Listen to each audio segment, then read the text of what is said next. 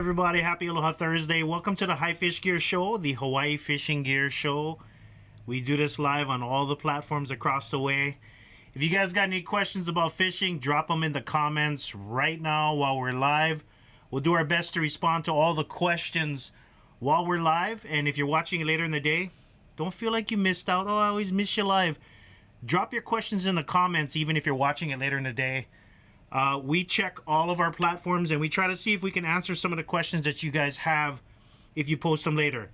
We got some new things on the website. Chafe, it's line chafe tubing, okay? People call them line savers. I don't know if that's a proprietary description or if that's a company that makes them, but chafe tubing is, I think, the more clinical term for this product.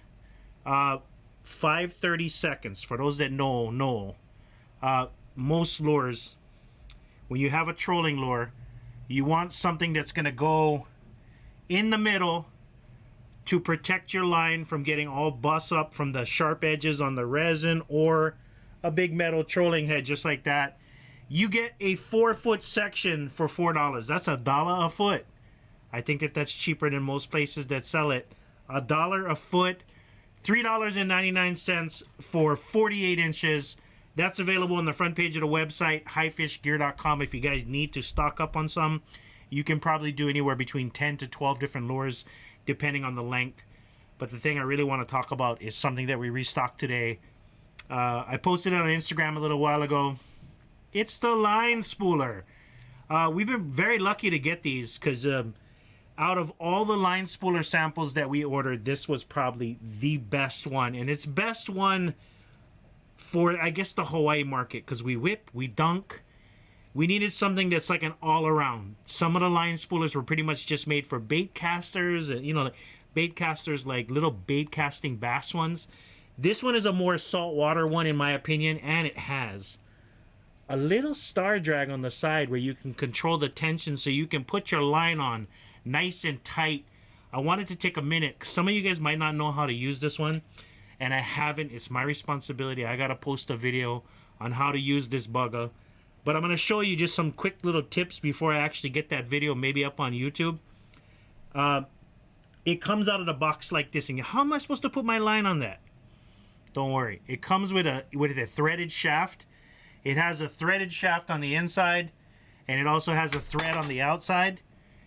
This is going to be for your smaller spools like your braid and such, like your Andy line. I'm going to talk about some of the pros and cons of this, by the way.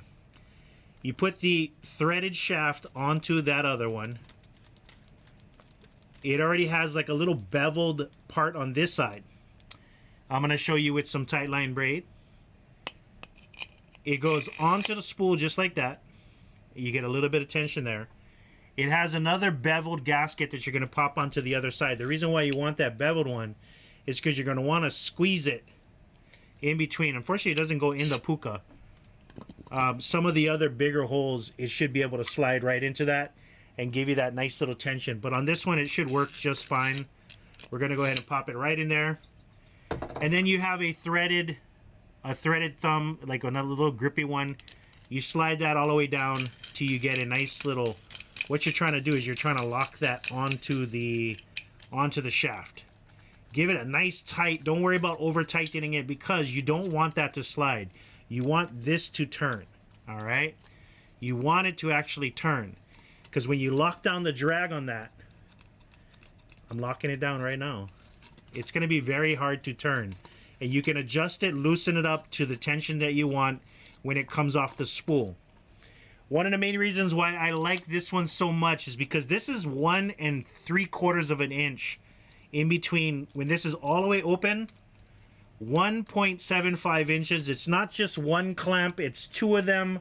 It's a little rubber up on the top so you're not going to scratch the top of your surface. It has a hard plastic on the bottom so you can get that nice clamp.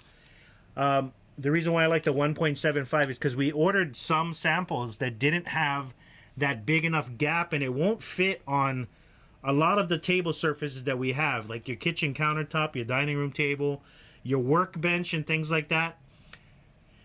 1.75 inches is more than good enough for all the white party tables that you guys have in your workrooms, in your garage, in your backyard. It'll fit on those white party tables. It'll lock in nice and fine. You face this part towards you. I think let's see what side it rotates towards. It rotates over the top. Don't put it off over the bottom. You want to make sure it goes over the top. Run it to your reel, down your rod, onto your reel, and just reel it onto your reel with a nice little bit of tension. That shaft will accommodate a 1/4 pound spool of monofilament. One drawback that I wanted to mention, where is that extra spool? I don't know what happened with Berkeley Big Game, but the puka got really small. I was kind of a little bit bummed out. The puka on the Berkeley Big Game is too small for the shaft. So I apologize. It doesn't work with the Berkeley Big Game, but I tell you right now, it works with the Andy. It works with the J-line. It works with a lot of other companies. If you look at your line on the bottom, make sure it's got a little bit bigger puka than Berkeley Big Game. But Berkeley Big Game, the 1 pound spool, that's a 1/4 pound spool, the smaller one that I showed you. The 1 pound spool of the Berkeley Big Game, no problem. And you're like, how is that going to fit on the little shaft? Don't stress about it. They give you a longer shaft, so that'll fit right there on the big shaft. So you can spool up your big conventionals with the bulk spool of Berkeley line. And if you really that guy, I know some of you are, 3 pound spools, she fit on the 3 pound spools. So your big line, some of your big conventionals. I don't know about those big boat trolling rods, but that's 60 pound test, 1,600 yards. It'll fit on that. You can hang this off the edge of your table so you have all the clearance that you need. This unscrews. You can take it off. Do your whipping poles, do your conventionals, do some of your trolling rods or your trolling reels. $40 on the front page of highfishgear.com. It is one of the best line spoolers. We're lucky to have it, and we're lucky to have that company that makes it to be able to send it to us. All right, take your money. Go grab them. Highfishgear.com, $40 on the front page of the website. Let's see what questions we got. What's up, Jeep? Arlen, let me see. Would it be... Okay, I got to go ahead and click over to the multi-stream. If you guys asked a question on YouTube or Facebook, drop it again in the comments if it's something super important. What's up, Adizi? Go grab it, man. The long shaft. Why are you so giggity there? Yeah, I put a gee. Braid over the top, mono under the bottom. What? Mono under the bottom. Mono, you reeling in? We got to talk about that. Maybe we'll work on a video tomorrow. Okay. Hey, Patrick, yeah, I was kind of bummed out too because I used Berkeley Big Game, but I guess I just got to go with the bulk spool as opposed to little 1/4 pound spools. How often do you change braided lines on a spinning reel? At least once a year. The other way to check is, we're always losing a little bit of braided line. Most of the time we go whipping, we lose a little bit of line. When you get down to 2/3 of a spool, it's probably time to change it. 2/3 of a spool is kind of like that cutoff. But at least once a year, change out your braid.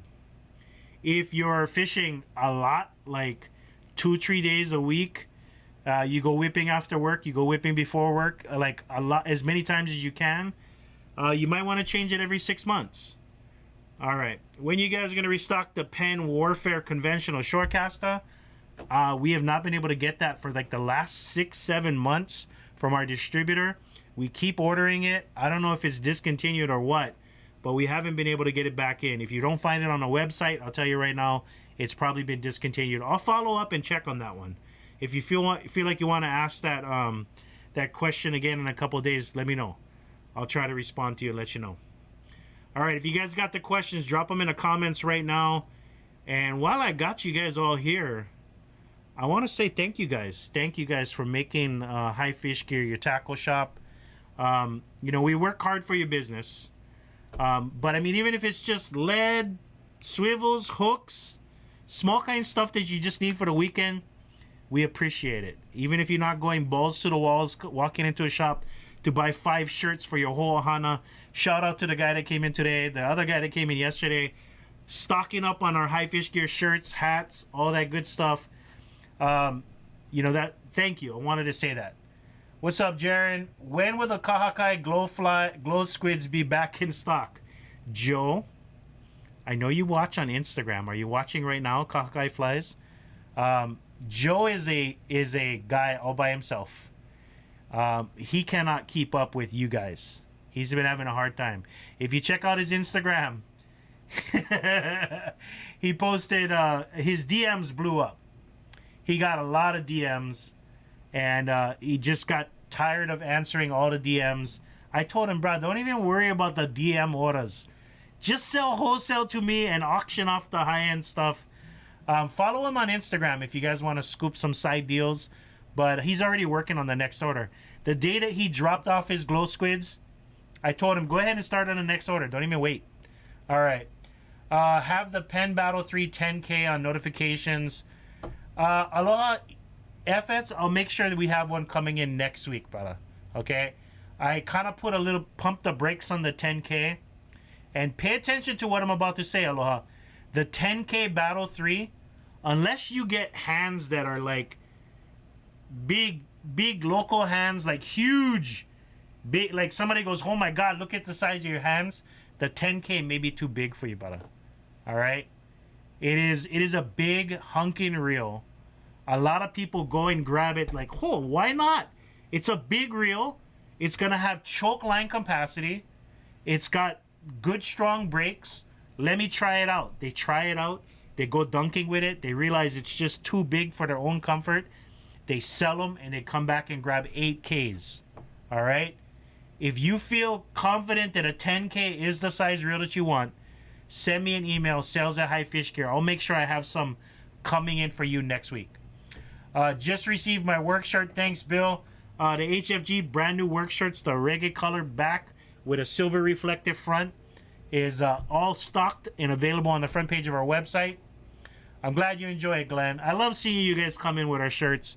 It really does mean something that you guys dig our vibe and you're rocking some of our gear. We're the only place that you can get that stuff when we love it, you know?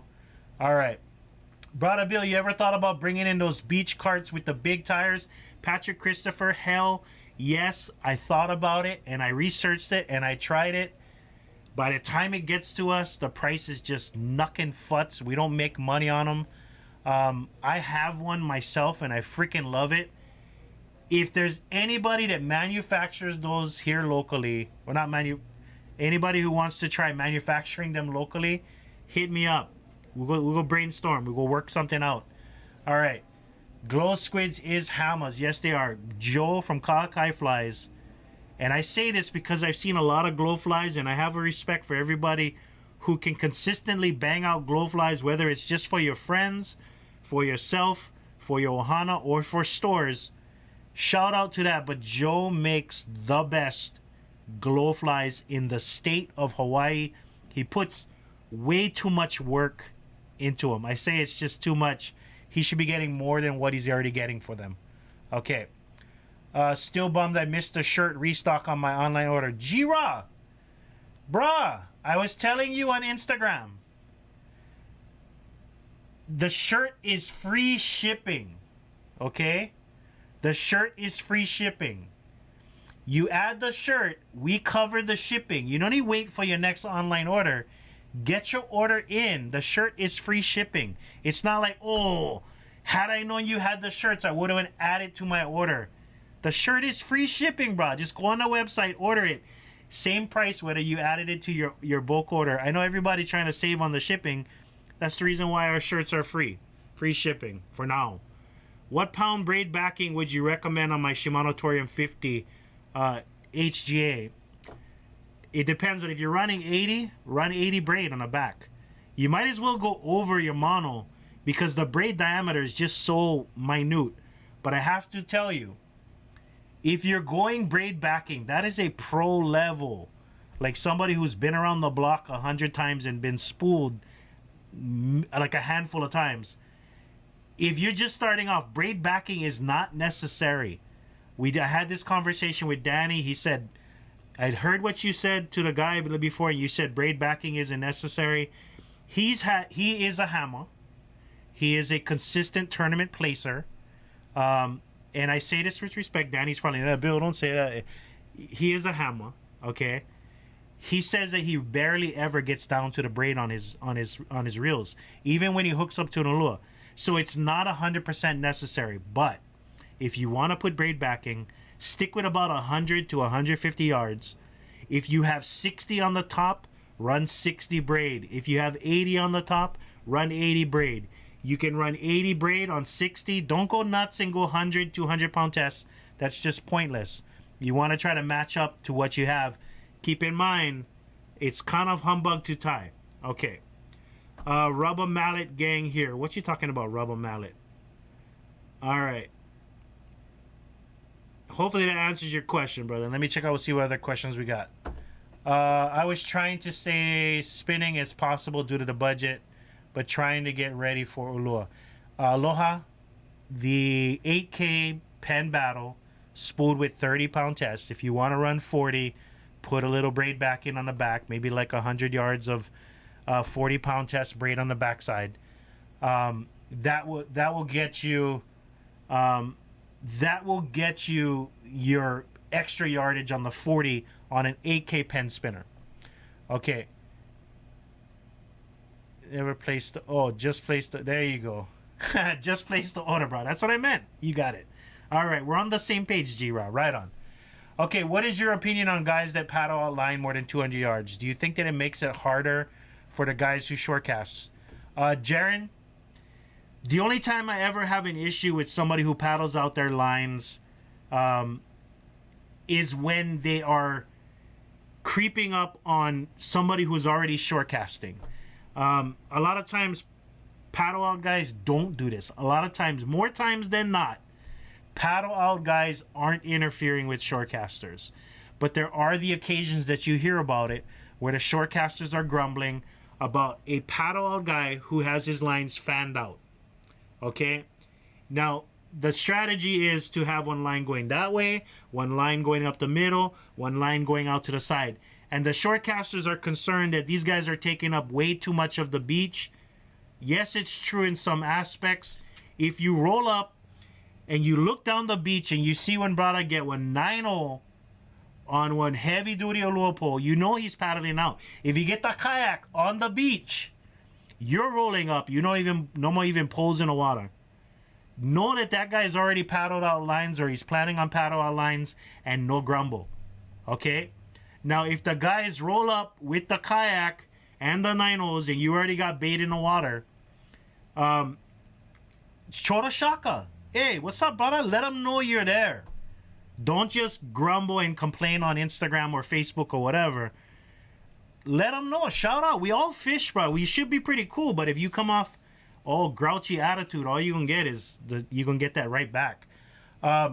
Communicate with people. Hey, brother, I casting over here just to let you know I get pulls out in the water. It's what I would personally do if I was in a situation. I got at least, I'm a hot head, so I can talk to most people without getting them all pissed off. Chora shaka, show aloha. You know, that's pretty much what we all need to do when we're on the beach.